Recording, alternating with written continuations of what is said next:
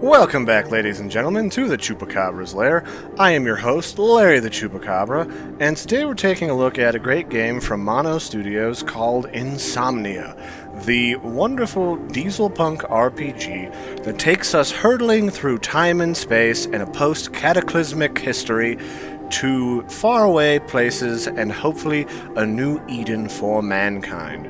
And so, what really got me interested in InSomnia, besides, of course, I'm a really big fan of like steampunk and dieselpunk type games, like Fallout, even though I didn't really dig what they did with Fallout after the point-and-click era was sort of over, is InSomnia really brings all of these elements, these great, very nostalgic pieces together into a real-time strategy RPG game with storyline pieces and crazy technological thingy-jiggers that pop out and try to murder you. And they wed it with the very retro, sort of isometric perspective to the game, and then, crust it over with a really splendid storyline. Something that's less derived from human history as a direct correlation, and more inspired by events, because Dieselpunk-type storylines all sort of revolve around technology that kind of sprouted up sort of in between World Wars I and II, and maybe kind of like deadpanned out at the end of World War II, where all of your crazy sci-fi spacecraft, instead of being powered by a plasma core or some sort of neutronium reactor, are all powered in some way by sort of older school type power sources like diesel and coal and maybe a little bit of steam with electricity thrown in there. And that is pretty tasty. And so InSomnia takes us through these twisting hallways of metal and crazy machines to their own little world. And so you have found yourselves adrift in space on this interstellar space station, or Eden ship, as it were, called the Ark. And over the past 400 years, following a cataclysm that was the result of some sort of war between the Noman Empire and the Sorg regime, whatever Earth-like planet that these races used to live on has been destroyed to the point where it can't sustain life. It can't sustain life well. And so we find ourselves adrift on this Titanic-sized station, hurtling through space on the way to what is only known as the evacuation point, some telltale star far out in the distance which holds a planet that can hopefully support human life. And you awaken from cryostasis on this strange craft, not having any idea what's been going on, and you have to sort of piece together what's been going on the Ark in order to keep mankind from the brink of destruction once more and find your way to a new paradise and start history over from scratch. And so I could talk for days about how this is all put together, and I probably will, but I think we're going to jump over to the other screen here real quick, and we'll just take a little look around. Alright guys, here we are inside of the demo for InSomnia, available on the Kickstarter page right now. And so we have awoken as a Noman citizen, or potentially a soldier, from an extended cryosleep. Because, when you're hurtling through space in a gigantic decaying space station on the way to hopefully a new planet, they like you to be spry and young and agile so that you can get out and do that whole surviving and repopulating thing. And that kind of makes it a little bit difficult when you're old and or dead. So to get around that, here we are.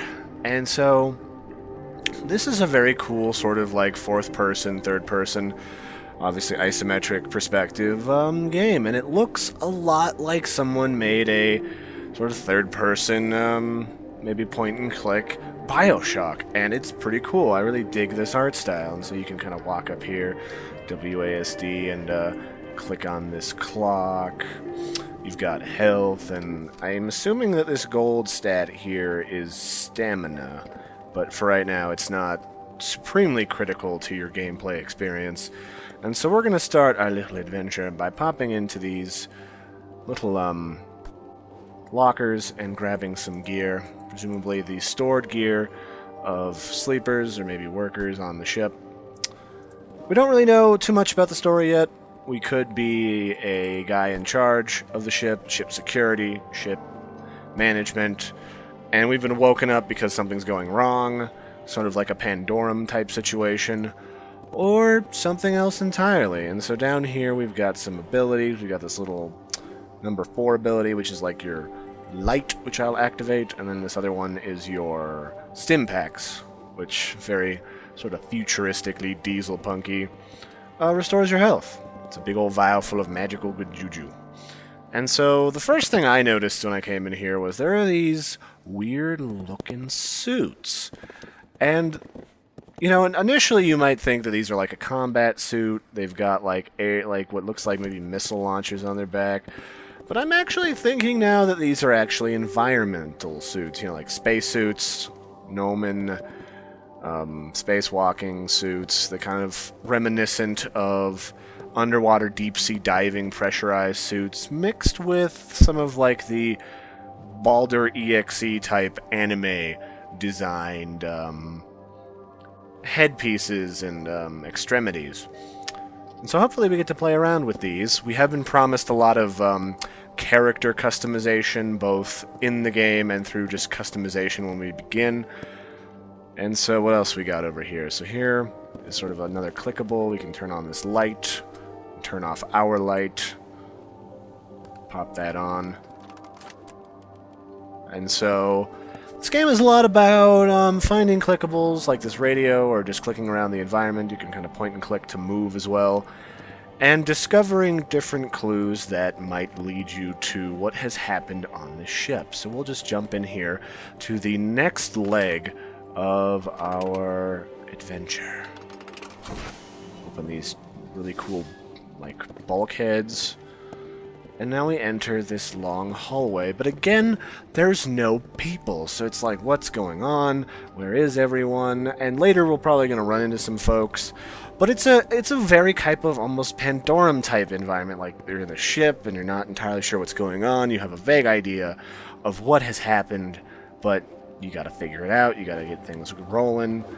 And so we're just going to click on these levers here to bring up these target dummies to sort of illustrate some of the combat mechanics. And I will probably link in some of the footage from the trailers and everything to sort of give you an idea of what they're looking at. But first we need to jump into our inventory and slap on some awesome gear. So we've got a backpack that allows us to carry more stuff, increasing our inventory space. We've got a machete and gloves, and you'll notice that our default weapon is a little like sort of Luger-esque pistol. Throw on these boots and this jacket, which obviously it looks like we're seeing like heavier armor for different purposes. There might be stealth components in here later. I think I will leave the Luger equipped and we'll just pop down to number 2, and I want to equip the machete.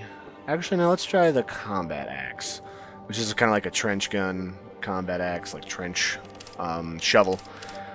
And we've even got this Sterling gun and a rifle that I picked up out of the lockers earlier. And so once equipped, these will allow us to sort of engage in combat. So combat in here is very much clicking. You know, it's a very clicky game. And so you could walk up to it and click, which doesn't right now punch, but you can use E and Q to punch and use your other weapons. I will equip my axe, and we can just knock at this punching bag until it takes enough damage that it goes back down. It's a little bit hard to see. Let me try and pan around here. And you can really see they did a lot of detail into these. There's a lot of really great, and this is just literally just a pre-alpha demo. Like, they have got a lot of really great little leathery textures. And so you can kind of melee stuff, and then if I get out the pistol by hitting number 1, I can also shoot stuff. So we'll shoot one of these with armor. And armor kind of factors in because while you can do a pretty good amount of damage with a gun, if you have enough ammo, sometimes it can deflect off of the body armor, depending on what gun. Obviously I'm taking the time with this gun to aim, and it probably has a little bit better accuracy. And I've run out of ammo, so we will quickly equip this other gun, this little machine gun. I do want to keep the melee item equipped for another reason that I will get to in a moment, and then we can kind of equip our machine gun and shoot at this. Alright, I guess I can't get it to go, but basically sometimes you'll just get a bullet worth of damage deflecting off of the target. And so what their actual goal is with the combat is you sort of run into a room and you see a couple of gentlemen that are not so friendly, and you kind of run up and like sit here and like jump up and like aim and fire. And then you kind of duck back down and then like move so that you kind of deflect bullets on terrain. And so a lot of RPGs have got stuff like that.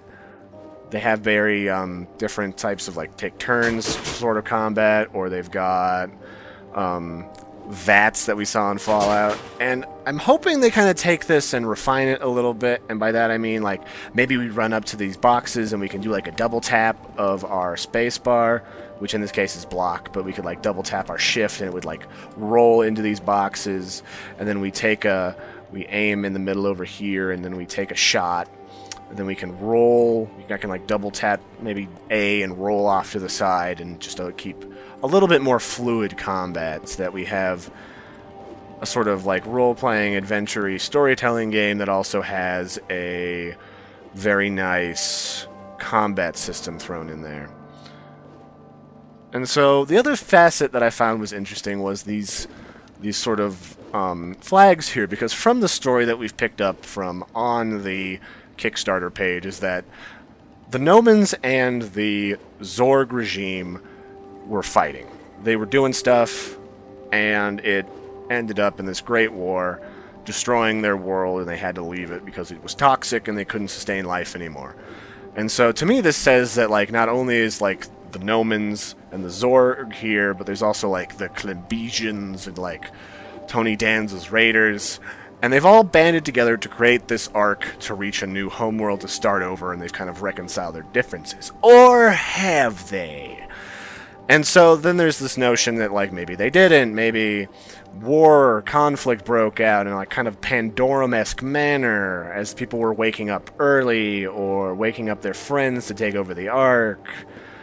And so it adds an interesting dynamic, like what's going on? Maybe we're freaking out because this thing wasn't intended to go through space. It was not traveling fast enough. It wasn't meant to be 400 years to the planet. It was only meant to be like 100, but it took us longer than anticipated because of something that happened, or maybe aliens from the planet we're trying to go to found us, and it could be any number of weird political things, and you've got to wake up and sort of investigate what's been going on and talk to the different people and join a faction and try to steer your way clear of disaster for the sake of humanity. And so the last piece I'm going to talk about before I kind of generalize what their goals are for this project is there is this little handle sticking out of this door, and I initially thought that this was like a hidden thing, that like some items in the game are not immediately interactable. Like you've got to unlock them with like your light. As you see, I just beat on this door and it opened. And I want more of this. Like, I want stuff that's not immediately highlightable, because, you know, you can quickly run around a room and just highlight everything to see what's clickable. Like, I pretty quickly found these two light switches, and they kind of spark a little bit. That's a nice little hint that they're interactable, even if you don't hover over it. You're not very mouse-clicky. But I also want stuff that, like, you gotta turn on your light to see it, or to get it to activate, and, like, maybe you turn on your light and, like, the robot AI inside of it wakes up, is like, oh, hey, I'm on fire a little bit. Could you do a thing about that? And so maybe getting some mechanics in like that that aren't readily apparent, but kind of hint that they're interactable in a subtle way. But that's also kind of like a catch-22, because I've played a lot of investigative games where like there's like a note behind a closet you had to find, and I had to look it up online. It's like, why would I go behind that cabinet particularly? Like, the cabinet's boring. I'm not gonna comb the house with like with a magnifying glass to find one clue. And like some designer on the team was like, yeah, they'll totally figure it out. This is totally a suspicious cabinet. And then you just like 90% of people just pass it by and don't even care. Because that's the thing, I mean, everyone plays this game differently. Everyone plays every game a little bit differently, no matter how finely tuned you design it. And they understand that. The goals of the Mono Studios team is to provide you with multiple different ways to go about addressing a mission or a quest, and the quests themselves are a little bit more subtle. You can kind of pick them up and on the fly as you go, and like they're kind of like phase in and phase out very smoothly and subtly, like something like Guild Wars. And then I'm definitely down with that, because sometimes I want to sneak in and be stealthy in an area because those guards are really big, meaty, and nasty and will rip me in half, literally. And other times they're really cheesy and I just want to murder everybody because the stealth thing is taking too long and I'm just feeling feisty. It's been a long day. And I like that. And they're also offering some co-op. They're talking about really, you know, giving you an in-depth, detailed co-op component.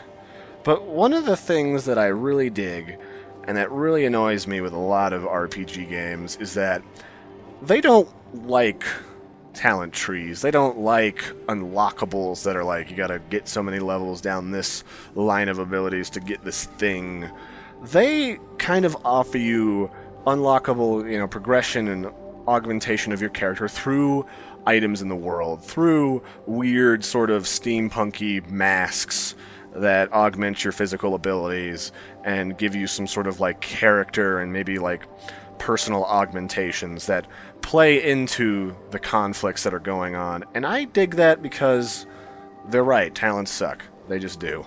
I don't like them. They're like lame stat increases that don't necessarily mean anything to me. Like, sure, I want more pew-pew. That sounds good. Give me more of that. Like, you know, armor is kind of apparent, like it makes you a little bit slower, but it augments your abilities, or it offers some sort of other obvious drawback that they should just tell you. And I like that. And the other thing is that it seems like they really have a passion for gameplay and storyline that is augmented by your choices inside the game. And by that I mean, like, beyond just like a bad ending and a good ending, there's definite little political outlets that can, like, maybe faction number 6 takes over the base as opposed to the Nomans or something or other, and you end up being their prophet that leads them to some sort of religious exile in the New World. Or maybe the Technophiles win and they have a robot overlord race or something. And so it's more than just like a generic good and evil. It goes out into a broader spectrum, and that's something I really dig. I think they're going to take a little bit better time with that. They're going to pay a little bit more attention, and that I appreciate that. So otherwise, you can check out some of the other stuff they're doing with character progression and different characters and the really cool like mixture of traditional Dieselpunk with some more like anime-y Eastern influences and artwork on their Kickstarter page. And, you know, by now, is that a frickin' InSomnia logo in the upper right hand of the screen? I think it is. So I've been your host, Larry the Chupacabra. Be sure to stop by and check out their Kickstarter page and back them if this is a game you're interested in. I'm definitely interested and I'm on board. You can get a copy of the game relatively inexpensively. For $20, you can get, a copy of the beta when it comes out, along with some really cool artwork and some posters. So definitely check it out. Otherwise, I've been Larry the Chupacabra, and I will catch you next time. Toodaloo!